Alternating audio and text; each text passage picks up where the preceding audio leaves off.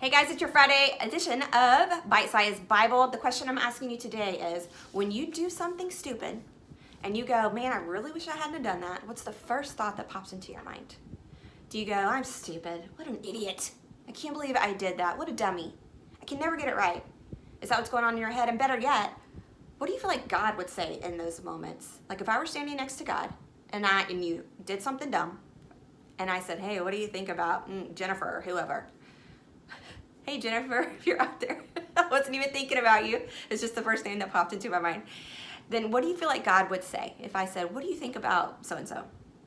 That's what we're talking about today, because so much of our life and our fulfillment and our peace and our effectiveness in this world is rooted in our beliefs. What do we believe about ourselves? What do we believe about God? Because our beliefs drive our thoughts and our thoughts drive our actions.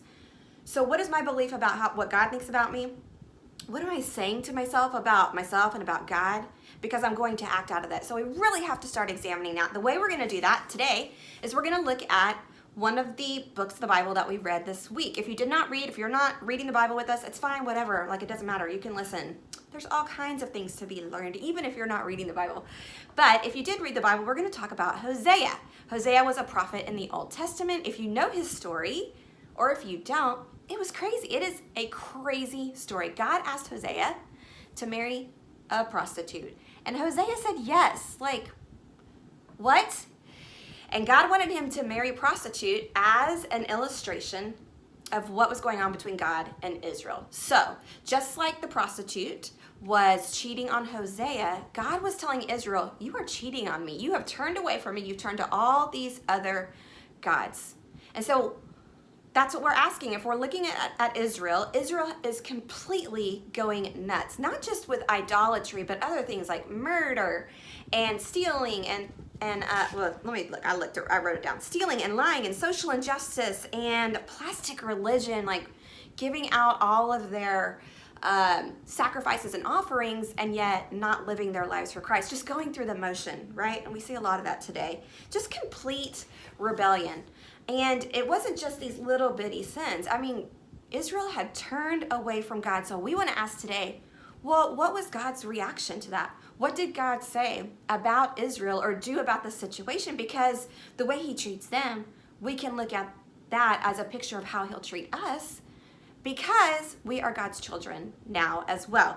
So you want to look at, this is just a little bit of an illustration of what's going on, is Hosea 2, 5-7. It says, she said, talking about the prostitute, so Israel, I'll run after other lovers and sell myself to them for food and water, for clothing of wool and linen, and for olive oil and drink. For this reason, this is God talking, for this reason I will fence her in with thorn bushes. I will block her path with a wall to make her lose her way. When she runs after her lovers, she won't be able to catch them. She will search for them, but not find them. Then she will think, I might as well return to my husband, for I was better off with him than I am now. So he's talking about the prostitute, but it's a picture of Israel. Verse 8 goes on and says, she doesn't realize it was I who gave her everything she has. I even gave her silver and gold, but she gave it all to all the gifts to Baal, which was a false god. So this is what's going on with Israel, running after other idols, running after other gods, and God is saying, I'm going to block your way, because it leads to her going, well, I might as well return to my husband. So, or Israel will say, or I might as well return to God. And notice in 2:14, I love 2:14, he says, I will win her back once again. I will lead her into the desert and speak tenderly to her. Sometimes God does lead us into a hard time. That doesn't mean all of our hard times are from God. But if we are actively walking away from him, he may lead us into a desert so that he can speak tenderly to us. He can love us and we can return to him. Now that kind of goes against what we kind of believe God does. We think, oh, we're gonna do something stupid, and God is like, you idiot. He doesn't do that necessarily. He's speaking tenderly to us in those places because his heart, like I said last time, is always to bring us back in. We also see in 6:6,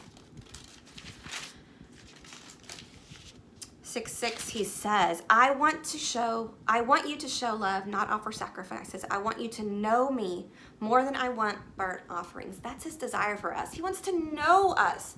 He doesn't want to punish us. He's not looking to punish us all the time. He wants to know us. In 7:1, he says, I want to heal Israel. And so his heart is to heal. And in 7:13, he says, I wanted to redeem them, talking about Israel. He wants to heal. He wants to redeem. He wants to show love.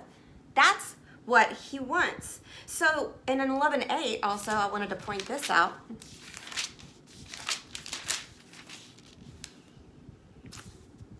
11:8, it says, oh, how can I give you up, Israel? How can I let you go? How can I destroy you like Admah or demolish you like Zeboim? He's saying, I don't want to discipline you. I don't want to bring these hard things on you. I don't want to. But the bigger picture is our eternal salvation in God. That's the bigger picture. Our life with Christ.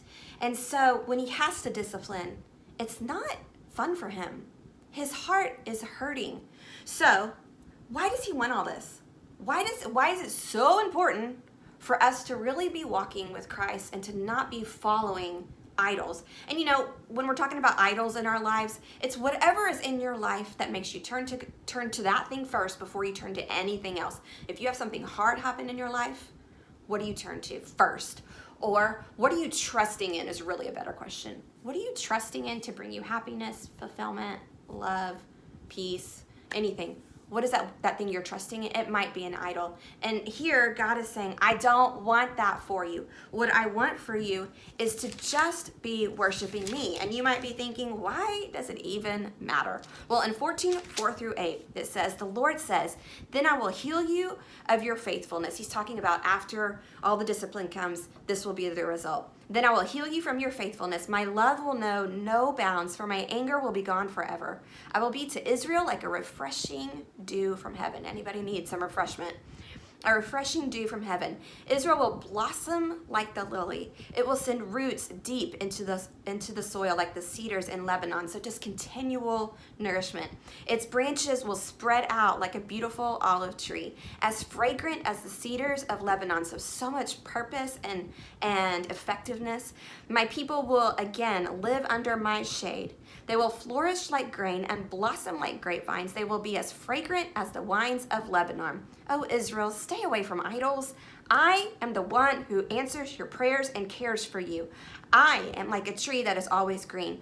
All of your fruit comes from me. Okay, so that's why God cares, because he knows that everything we're looking for is found in him. He is the answer to every hard thing in our life. Every empty place, he is the one who could fill that. He knows that he is the only one to give you those things. So he's saying, stop chasing after those things.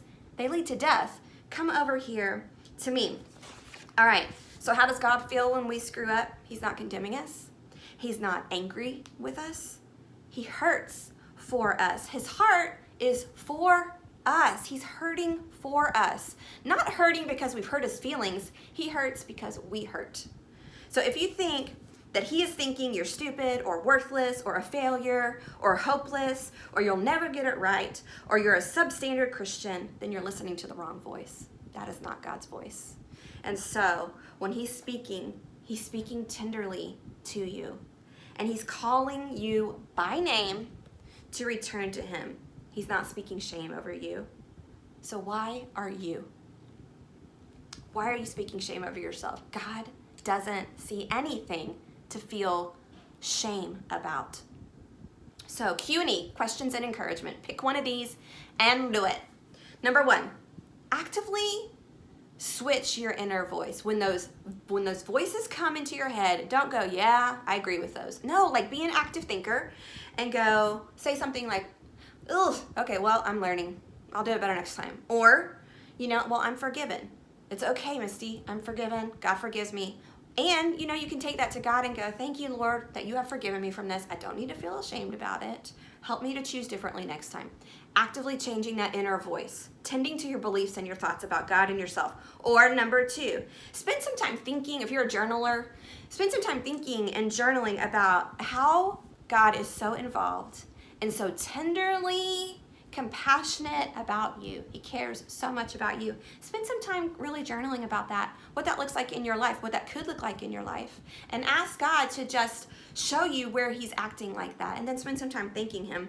Or number 3, every time you're in the Word and you see maybe something that illustrates God's love or God's compassion, mark it. Mark it, because that is the way that he feels about you. And the more you notice it in the Word, the more you'll notice it in your life, and the more you will believe it and act out of that. All right, that's it for today. I hope you'll have a wonderful weekend, and I'll talk to you on Monday. Bye.